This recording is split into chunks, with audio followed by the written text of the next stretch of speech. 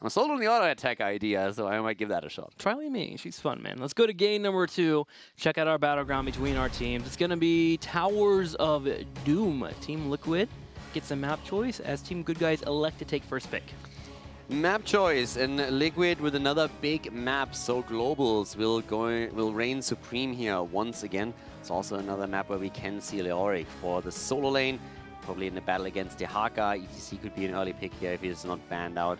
But yeah, I like Towers. Towers is a good map. At the beginning when it was introduced, I was very, very skeptical a long while back.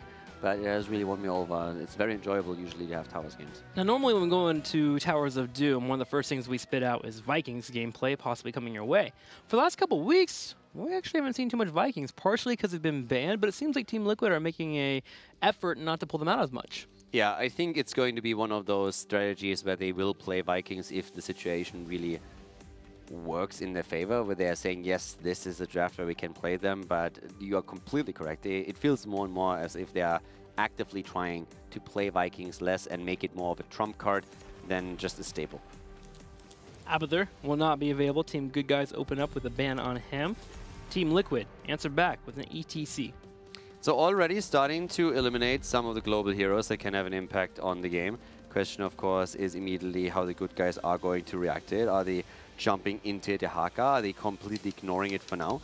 They have an affinity towards Rega, which we oftentimes see for them. But again, on the new patch, things might have changed. Could also see BKB Garrosh on this battleground. It seems like Garrosh actually does pretty well around the Sappers. I wouldn't expect that at first pick, though. You still have a Tassadar to consider. Oh, no, first pick, yeah. Yeah, so overall, yeah, you are right. We could see Garrosh on the battleground for sure. BKB has shown it a few times. Uther taken, okay, so first support here for them. That allows for a potential Genji pickup then later on and gives you a good start into a potential double support as well. So do you answer back with Genji Rhaegar here? Or do you grab possibly Genji Dehaka? I mean, it comes down to the question how much they are actually afraid of a Genji and Uther setup. They still have Dehaka at a potential solo at the top, so I think that's most likely what's going to happen for them. Dehaka and Rhaegar would be something that would be good, unless they really think, okay, we need to take Genji away from our opponent. Now, if you do leave the Genji up, what are options to control him? I mean, okay, so you have options to control Genji, but what I want also to say is you have also Tassadar still around, so if you want to play the double support, you still can. That's another huge argument here. With Genji being around, I mean, any kind of stun really works. We have seen teams going a little bit more into variant builds. Don't really expect it against the Genji in particular. But overall, I think teams have gotten better dealing with him. If we see Gul'dan, for example, a Horrify time nicely can really work. We have Tassadar and Leoric actually on the first pick for Team Liquid immediately. I expected him to make an appearance in the game. Didn't expect it to make the appearance this fast. But given the battleground, Team Liquid now says, okay, more team fights, more 5 versus 5s. Leoric over Dehaka. So we have our Leo from Team Liquid, and we'll see if Darkmonk, I'm assuming we'll be playing that, see how he can pull it off. We could have Nurok on it as well. That's one of the good things about Team Liquid is their hero overlap is pretty wide. They can switch when they need to. Team Good Guys are now thinking about moving into that Genji. Normally you would say just go for it. There are other options that they might run. We haven't seen much Malthael the last couple of weeks, but Good Guys have been a team that have favored Malthael a little bit more, and with that Divine Shield on top of a Malthael with Tormented Souls, it could be deadly. I'm also interested to see if Malthael at some point is going to make a bit of a resurgence. Yeah, I'm just thinking about it because one of the things that Malthael really struggled with was that we've seen so much in Uberak that Cocoon could shut you down right away after you popped your own ult. And that was a massive problem for a lot of teams. Now that Nubarak is started to be played less, maybe you gain some additional value out of Malthael again. But yeah, for now we have them with a double reset, Li Ming and Genji. So Team Liquid could theoretically say they ban out Dehaka here, since it is a hero that we could see at the top lane. If they do that, then Anti-Hero has a couple other fallback heroes that they can go for. But there would be no global available to them unless they go straight into Falset, for example. Which with the Li Ming Genji Falset, it sounds a little too squishy, especially against double sustain coming in. Not even Hero League plays triple backline all that often anymore. And if Hero League, like 2 years too late, but if they finally pick up on triple backline being bad, then there's a pretty good chance that we're not going to see it in HGC either. Double tank gives you the rank. That's something that you should say when you go into Hero League. It rhymes and it sounds cool. What? Did you come up with that just now? I just did. I was actually really proud of myself. Okay. Malthael. Trickster 2017. Double tank gives you the rank. I got that flow, man, and a big toe. All right, Ariel getting banned out. The one problem with it doesn't say which rank, so he could end up in bronze for that. That's true. But that's the best part about it. It's truthful no matter what. It's open-ended. It's good. The best books are open-ended. All right, Tassadar, Leoric, set up here. We should be seeing our second support soon. That is so. Okay. I should probably not overthink this. Oriel banned out, and we have Malthael also taken away. Basically, at this point, with Malthael taking out, Team Liquid just says, take the Haka.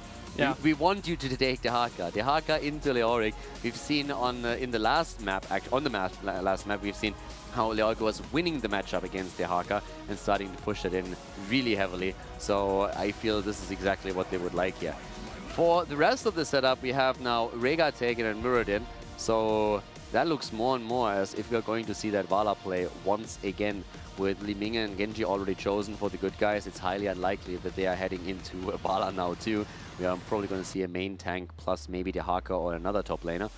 But yeah, so it could definitely be Vala. Is Johanna Arthas crazy for you here? I just feel like Team Good Guys might go down that route. No, I think you could do that. The problem is if you go global missing, but Johanna and Arthas, I would probably prefer just having the Haka in there anyways. Yeah. For the top lane. I really think the Haka is something a little bit more crazy. But Johanna Arthas, I don't know, it's not bad, but I don't think that it's the dedicated solo lane that you want. What like Arthas against the Oryx is also a bit like a weird one. Well, we'll see what Team Good Guys is going to be moving into. We're expecting that Haka to come out, and then, of course, a main tank. Stitches, Johanna are choices that we've seen a lot. I don't think they go the Haka. Sonya. And then okay, there we go. Another perfect case of slip my mind. Sonya makes good sense. It's Leo. Seeing that more and more. Anytime the opposing team has Leo and you want to be able to do well in that top lane. I mean, the reason also why you can go for Sonya is because your opponent doesn't have a global either. So it's not like you are missing out on any kind of rotation games that you can play. But of course, the argument for the Haka is still that in the late game you can out-rotate your opponent. Whereas with Sonya, you are more so, first of all, trying to win the lane, and then later on you are looking for team fights actively. You want to be a bully in those fights. Yeah. So globals and Genjis, if you see that on the opposing team, Sonya might not be the choice for you. But Team Good Guys looking good here with the Sonya and Arthas for their 4th end pick. Looking for a damage from Team Liquid. Vala is usually the go-to. I could see a world where we get Cassia, but she might get ran over by the Sonya Arthas, so I wouldn't mind that. Also, Lunara is up. Lunara against Uther solo heal. And Sonya and Arthas, you can pick them down, get them low enough to back up. I'm really curious to see what's going to be the choice here. They're definitely discussing this right now, and all 3 of them are good options for them, and they decide in favor of Lunara. All right, Poison. A lot of slows also available to them. Which could lead us again into Muradin, even adding some extra damage if you wanted to. Having given the axe here. Don't see too often. We saw it last game, but it didn't work out for the good guys. But if there's a game where you play it, this is going to be a good one. You have slows on basically every single hero on your setup. Muradin is going to get that proc all the time. Yeah. And then get a huge amount of damage. That would also mean that on level 7, again, you go straight into Skullcracker, which is quite helpful against also heroes like Li Ming, but more so Genji even. So. And Sonya. That's actually really great. You stop that Whirlwind, able to put damage on her. And if you get her chucked a couple of times, if Sonya doesn't have Whirlwind, that's when she goes into panic mode and starts to run away. So Muradin is a great pseudo counter to actually handle that Sonya coming your way. Looking over to Team Liquid, their draft looks pretty good. They have lockdown, they have control. That should stress out the Uther. It's a matter of whether or not the Arthas and the Sonya gets in that back line. That's where it gets dangerous. Sonya, by the way, is a proud Diablo barbarian. She doesn't run away. The only thing that can happen is that she decides to tactically retreat. Okay, got it. Tactically retreating, being careful, seizing the opportunity for a kill later on, because that's what barbarians do. No, you got it.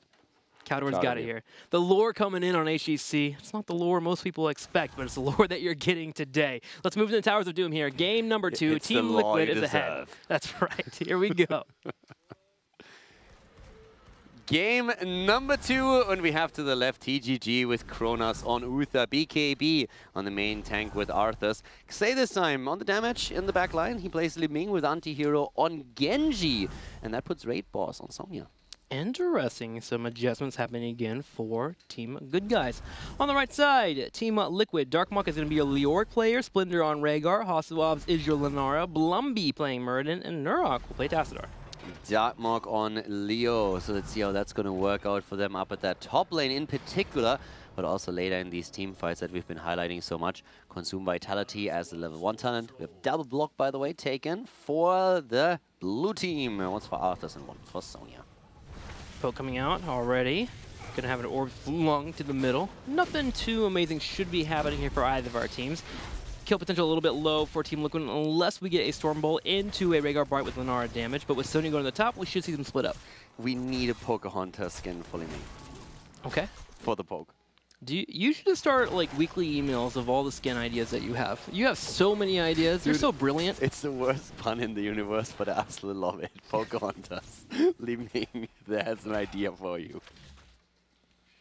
Not even a giggle, it's so good. It's more funny how funny you think you are. You're jumping up and down with your laughter over here. It's really good. It's super good, Caldor. I'm proud of you. 2 gold stars this weekend. Let's see if we can get a 3rd tomorrow. I'm so mad at you right now. It's BKB. Careful in the middle. Wanting to go fight Hasawabs. And the lackluster Pocahontas skin not here for Li Ming will not be able to get a kill, but Anti-Hero is trying to disrupt this middle lane. Yeah, Bloomy in the meantime anchoring and just hopping out there with his little dwarf. But the top lane is something where Sonya is already attempting to get a flank onto Leoric to see if she can just poke him down here a little bit. Both of them are actually playing this quite carefully. And Anti-Hero is also always lurking there between the 2 lanes, trying to see if he can either in the mid or in the top apply some additional damage and prepare maybe even a kill. Yep, trying to get a read on each other.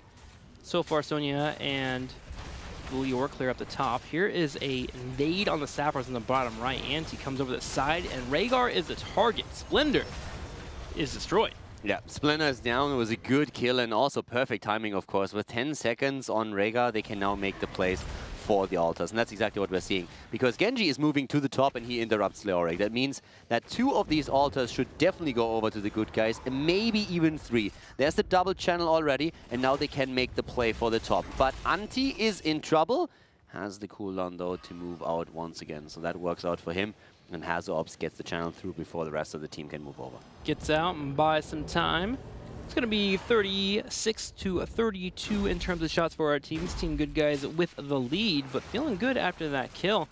Going to be able to continue to control the bottom side. You see it already. Uther and them grabbing the sappers. Muradin was coming in for invade, but slightly too late with Arthas and Genji in the middle buying their attention. Also, an adjustment on level 4 now for Tassadar going into the extra armor, so that helps a little bit to keep the front line alive as well. With the shield once it's broken, so that's already a slight adjustment for them, not going into the traditional life leech. But I really like this, especially as the front line is going to take quite a bit of damage here through Li Ming's poke and also Genji. Darkmog looking for a kill on Anti. Can he get it? No. Last second deflect. Anti gonna go ahead and continue to poke. In fact, he calls upon Raid Boss for the assist. Raid Boss comes in and they get the kill. Darkmog falling victim to a well-coordinated attack. Yeah, that is one of those moments where you're always angry that towers are not being aggroed by heroes attacking other heroes under in the tower range, because that would have been a kill right there. Those darn minions, man, being disruptive. This is actually like a big thing, because it's one of those things that I found very interesting when I first started with heroes, that always minions get the higher priority on towers. In those situations, you oftentimes are not really safe, even if you retreat back into the tower range. And that's exactly what we saw there. So that can be a little bit weird at times. In this case, it led to a second kill for the good guys. And now with the 2-0, they are in a pretty solid position here, since they also have taken the earlier level 7 and could now try and invade the bottom right camp, and that's exactly what they're looking for now. Team Liquid, though, was aware of it this time. They set up for the engage that came in. Blummy was in the bottom ready for a Storm Bolt. BKB's even making his way down here, too, and with 7 not being here quite yet for Team Liquid, they don't have Splinter Spear. Muradin gets picked off. Splendor also, Nurok, too. Anti-Hero is going off. It's a triple kill, and they might get more than that. Yep, Nurok is down. Darkmog is barely getting away. This is getting a little bit rough here. Not fighting with this level 7 talent, having the rotation a bit slow. This entire fight was more or less telegraphed, and Liquid was willing to take it, but they end up getting destroyed now. And this puts us in a position where Team Liquid is now down 5 kills an entire level, and is really starting to suffer. They are entire level behind, but they finally do hit 7, which is a huge important moment for them. Both the Lunara and the Meridian getting that Skullcracker, and the Splintered Spear will allow for them to start getting that poison spread. Now, Skullcracker comes back to what we said earlier. It's great against Sonya, it's great against Genji, but it could also lead us into later on give him the axe, since we have slows on Lunara and on Leoric in particular. The two of them alone already make that worth, and then we have, of course, a lot more slows on that lineup. Blumby, nice dodges here. Oh, but he could still fall. Hops out, gets the shield, they go for ulti, and they get the Stormbolt in, but Blumby might still fall, and he actually does. Xay takes him out, and anti-hero somehow survives. He was trying, though. Blumby was doing some right moves there with the supports coming in. Does not pay off. Anti comes in, helps secure the kill, and that's going to get Team Good Guys closer and closer towards that level 10. This is not something you see on Towers of Doom. A full level, almost a level and a half, over their opponent. Team Good Guys are crushing here with 6 kills to 0. And at this point, if you're Meridian, you just hate your life. You do everything right. It looks like you can get the counter kill, and then in the end, you end up dying anyways, and you don't even get a counter kill. So, I don't know. That must have felt so bad. Yeah, I saw in the chat earlier. Blumby actually wrote team ? You know. So right now, we have level 10 and leap. We have a leap on Sonya. So heavy backline engaged now against Lunara, against also Rhaegar. He has cleanse, so therefore he's going to be a priority target, since of course they're going to expect the cleanse on Lunara if that's going to be what Sonya is aiming for. So it's much safer to try and just burst Splendor away. He's a little bit too far out. But also we're having attack against the tower with a level 10 ability for the good guys. Liquid not having their heroics yet. This is something that they just have to accept. Now they have finally picked up level 10 and they can now start to make their plays. Immediately we have March of the Black King. Again, we see also a bit of extra damage with Archon. Darkmark under pressure, so rotations happens to the top. But it could still be an even trade in Altars here. Genji comes in for the attempt to stop Splendor. He does hit it. BKB's getting low, pops Army in the dead. Here's a March of the Black King, and Leoric is just chunking BKB, able to get out, but he's low. Divine Shield on Genji, goes in with the Dragon Blade. Ancestral on Hazu. Stormbolt is hitting Raid Boss, and he's in trouble. Raid Boss falls, finally dies here, and a great fight by Team Liquid. Those level 10s are really doing work, especially since they find themselves now in a spot where they can start to exploit a bit that Uther is the solo heal on the side of the good guys. They can always carpet the floor with those Psionic Storms of Tacita and then push in not only the Skeleton Swings of Leoric, but more so the poke and the poison of Lunara. And now Team Liquid, getting your breath in the game here, will be able to open up the bell tower on the bottom side, starting to fight back here. The 10s seeming like the moment they need in this game as they get their first kill and take Team Good Guys and push them back. Narok in the middle will be safe. Archon won't be up for about 60 seconds, so you shouldn't see anything too aggressive from Team Liquid, but still, this composition from them continues to stride forward as we move to the late game. Yeah, the longer the game lasts, the more talents Team Liquid picks up, the harder the game is going to become for the good guys. But especially with the comp that they are running and Leap on Sonya, what they have to do in the later engages is they need to get a quick kill. And if they don't get a quick kill, they are going to lose the fight. Because right now there's so much poke available for Team Liquid. So much long-term sustain with shields coming through Tacita, with Blumby, of course, having his healing static after level 13, with Leoric not only having the March of the Black King, but consume vitality. So there are so many tools for Team Liquid in a long, sustainable fight to just stay alive, that if that early quick kill for the good guys doesn't happen, I do not think that the good guys can win a long team fight. Especially with that level 4 from Tacita that calls light. If they identify the target that Team Good Guys go for, get that shield out, and make sure they get that armor set up, Team Liquid should be able to keep their team alive. That's exactly the reason why they picked it, because they say the same thing. They look at this and they're saying, if they can't kill us quickly in a fight, the longer the fight lasts, the better for us. We have poison, they have an Uther. He won't be able to just out-heal us. His cooldowns are too long. And at the same time, we have Leoric, who after 13 has damage reduction. How are they ever going to get a kill against us with that setup that we are running? So now we have this 13 in just a moment. They need one more wave. And 16 and 20 is, of course, where this is going to become extremely evident. but already with 13 versus 13 fights, we should see it come into play. Keep an eye on Raid Boss. His leap will be needed here. Darkmark gets focused down, Ancestral comes out. There's the leap. They jump on Rhaegar. Dragonblade going in. Divine Shin utilized. Splinter also getting focused. He does fall, so will Hasselhoffs, and they find the kill they needed. Team Good Guys with 2 pickups. Li Ming does get taken out. Raid Boss also getting low. Can Team Liquid fight back? They are trying to. Darkmaw constantly, of course, with those Wraith Walks can do a lot, but it's still a 4 versus 3, but Liquid is looking strong in it. They're trying to go for Darkmaw. They might get the kill. Indeed, they do. The damage dealers are dead. Or the main damage dealer, that's the biggest problem here. The kill was found. You don't want to use your Ancestral on Leoric. That's the early Ancestral that we saw there, and that's not what you want. You want to use it later on for Lunara, and Lunara just fell. So that engage of Team Liquid was not really what they're looking for. They gave an opportunity to the Good Guys, but they channeled wall on the altars, and that's important here. 19 to 29 points right now. Both teams still on level 13 talents. Being able to get one altar is helpful. Tassadar put himself in a position to where Team Good Guys had to respawn. They brought both Uther and Arthas up to the right to defend that Tassadar, and then allowed Muradin to sneak bottom and grab the altar. So at least they got something here. 14 to 14 for our team. Sappers being grabbed on the left side. Team Liquid continuing to try to open up the map. If they can get a bell tower and open up, it'll be great for them. Also, not all players had chosen their level 13 yet when the fight started. It was just before the 13 hit, or just around the time it hit. So right now the sustainers kick in. Look at these 13 talents. That power spike is insane. First of all, Ominous Wrath. Damage reduction through Leoric, fantastic. Earthen Shield helps you to get to keep the target alive a little bit longer so that Team Good Guys don't get the burst through. Greater Spell Shield, same cost. Healing Static keeps Muradin alive, and Nullification, denying the damage that you have on a lot of these heroes. Team Liquid can finally start to take these fights. And they are taking the fights. The invade comes in from Team Good Guys on the Sapper camp. Darkmark with the flank on the right side finds a BKB. Stormbolt connects Skullcracker 2. Divine Shield has to be used on the Arthas, but Anti-Hero does not care. He goes in for the engage, gets him swiped, but Blumby with a big hammer knocks him to the side. There's the first death, and the second as Arthas dies, they get Rhaegar. And again, as we said before, Rhaegar is the priority target. The reason is simple, he can't cleanse himself, he can't Ancestral himself. Splendor's job is to be just he needs to be as far away from the fight as humanly possible, with him still being in range that he can drop the Ancestral when needed. He's really going to be the one target that they want to blow up. But look how this worked.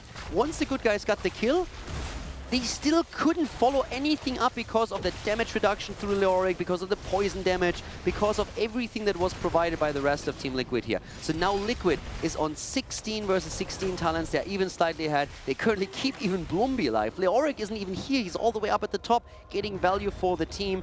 And with the 16 talents, this entire setup just continues, because what we're now seeing is Leoric, of course, going straight into the Royal Focus. We're having stuns through having impact through Muradin. We're seeing the Psionic Echo, an exchange in shots, but this is now 5 shots for Team Liquid, only 3 for the Good Guys. So Team Liquid, in the objective, is closing that gap. The Good Guys are still slightly ahead, 24 against 16, but there's another altar that they're fighting over. Cleanse has been used as a Howling Blast was used on Hasselhoff, so we're going to have a moment where both of our teams have to be careful. Nothing can connect here on any member for Team Liquid. Darkmark goes in, puts down the damage slightly on his opponents. BKB in the front line, dealing with Blumby as the choke is being controlled very well by Nurok and Blumby. It's hard for Team Good Guys to move in. Arthas popping the army. They go for Muradin, but that's not going to give him too much. Ancestral comes through. Again, Splendor being the target here, but Anti-Hero is already taking a huge amount of damage, and Leoric with the damage reduction the entire time going straight in. The Divine Shield is being dropped on Sonya, trying to get the damage out, but Anti-Hero again, another spear is hitting hard, is hitting home. He uses the deflect, but he might still fall, and Sonya's already down. Hasselhoff's chasing here, going for BKB, working in those auto attacks. Prona's low too. Blumby not having the mana for a Stormbolt. But Team Liquid win this fight handedly. It comes back to the same argument. You need to get the insta-kill or you lose the fight. Long fights are not working for the Good Guys. Not at all. They need those early kills. And Splendor is actually very willing to throw the Ancestral out early, because he knows he's the target. He knows they want him. He's the easiest target. And in this case, he always throws it out early when he sees, okay, I'm going to get a value from it here. So let's drop it right now. And yeah, they get just shot in after shot. Now it's 19 versus 16. Good Guys are still ahead, but in experience, it is Team Liquid that has taken the lead, and they still hold 5 over 3 bell towers. Team Good Guy is going to need to clean it up here and get that kill, especially as we move to this late game. We've been having the Divine Shield on 3 different targets the last couple of fights, and they want to mix it with that Dragon Blade. Now, last fight, Genji didn't have Dragon Blade available. That's why it didn't pop up. They had to use it on the Sonya to keep her alive.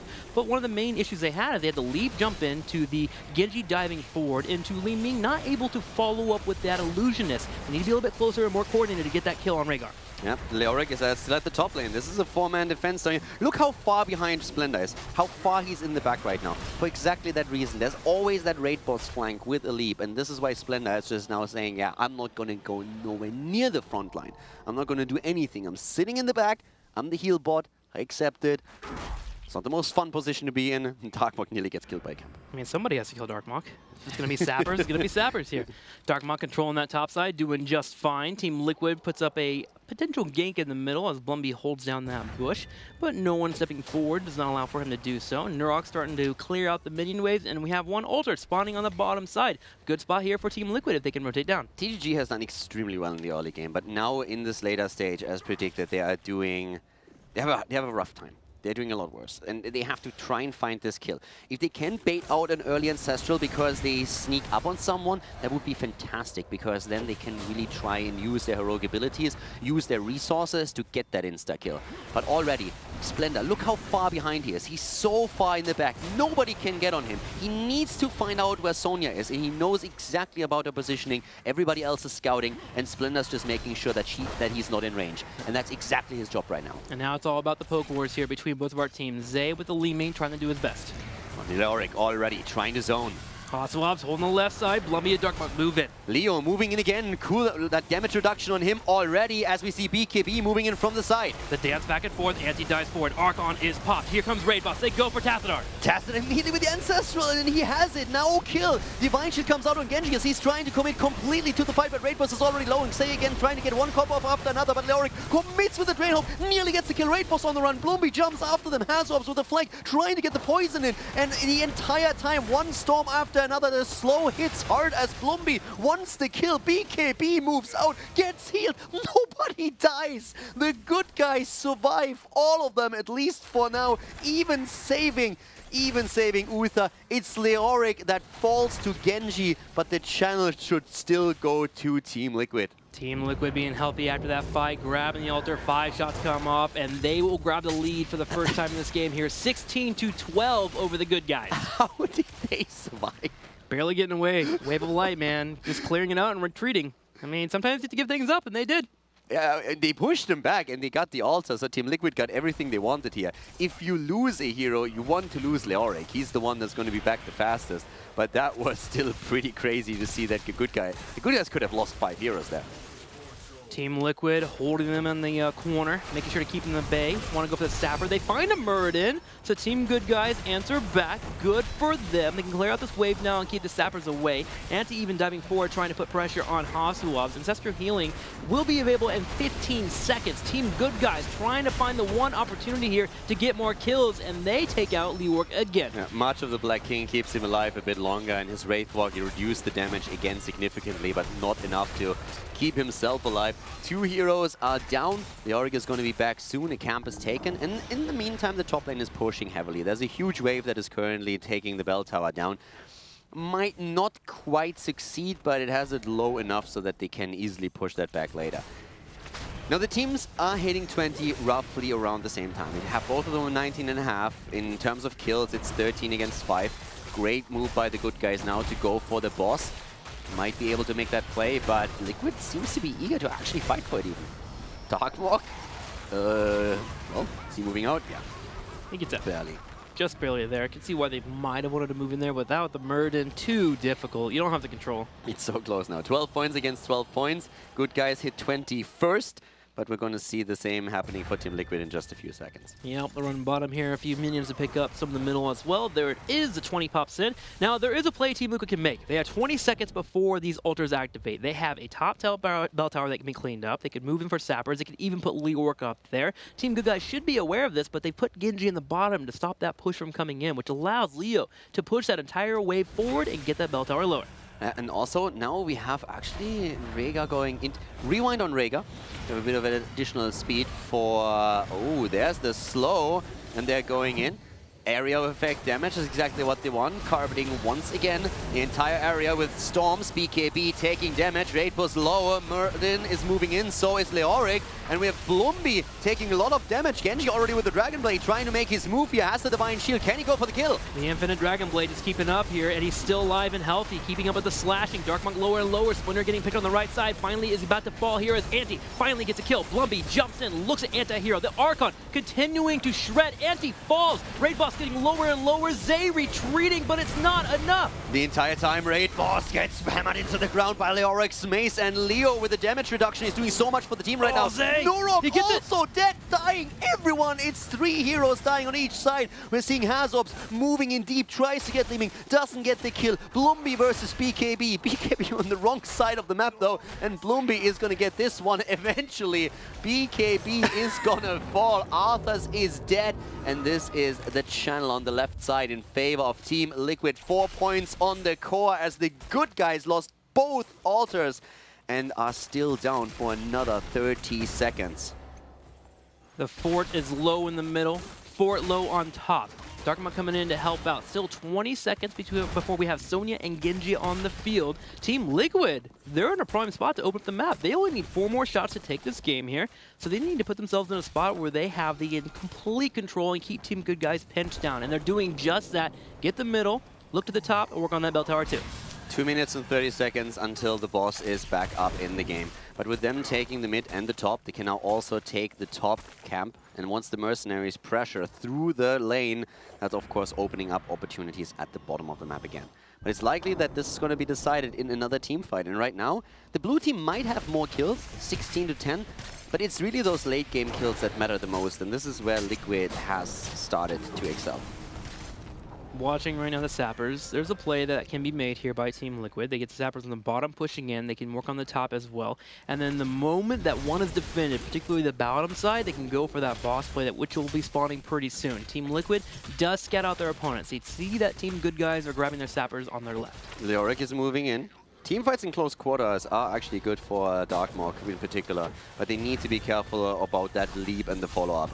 And once again, Anti-Hero just like saying hello, quickly moving in. But here comes Darkmonk, trying to see if he can get the damage reduction in. Gets it only on Leoric. That's not what they want. They need to be careful here. And Team Good Guys is trying to play around that cooldown. So at this point, Liquid would like to dodge the fight for a bit longer, just poking, which is exactly what they do. The altar available on the bottom. Team Good Guys have to fight here or they'll lose the game. They know it. They're poking where they can. Need to set up this combo. Leo moves in. He goes in already. Tries to go with the damage reduction. Only hits Arthas. BKB is floating around against Darkmonk. They're holding the area. He is getting lightning down. Yeah, he's completely getting bodied here, and he lost all of the ghouls already. A huge problem for him. Anti-Hero is also low, and here comes the triple hit with the damage reduction. 3 heroes have no damage on the side of the Good Guys, and Genji is already about to fall. He's down, and so is Arthas. It's a 5 versus 3 in favor of Team Liquid. They go in for the next kill, and they take them down one after another. Li Ming is dead, Sonya too, and they chase Kronos. This is it. Rega is channeling the bottom altar, and this is game as we have Team Liquid taking map number 2, Towers of Doom, against the Good Guys. A 2-0 lead for TL. That late game fight showed how superior Team Liquid's composition was. They split out, made sure not to get picked up by that leap, and just poked. They forced Team Good Guys to be in a spot where the only option they had was to lose a fight. And I love the snipe on the Army of the Dead there, taking the Archon, using that splash damage and clearing up all the ghouls to make sure that BKB could not heal up. Clever play. Team Liquid getting a 2-0 so far. Double Storm completely carpeting the entire area. The ghouls walking into it. Leoric being there with a swing as well, delivering more damage in an AoE. No ghouls available. Then everybody tried to keep BKB alive. At the same time, Genji was already in trouble. Both of them fall. But I still found it impressive how TGG, even though the late game, as we explained, was heavily stacked against them, was making look these fights extremely close still, but Team Liquid with that composition was just too strong. Once they could dodge the insta-kill against them, they always had the upper hand in these fights, especially with Leoric in some cases hitting 3 to 4 heroes and reducing their damage to 50%. Once he was hitting not only Sonya, Genji, and also Li Ming, it's basically like, where does your damage come from? You are doomed. Yeah, there's no way to get your flank unless you just jump right away, and they never gave the opportunity up. We'll be right back with game number 3. We'll see if Team Liquid can get a 3-0 or if Team Good Guys can find a win.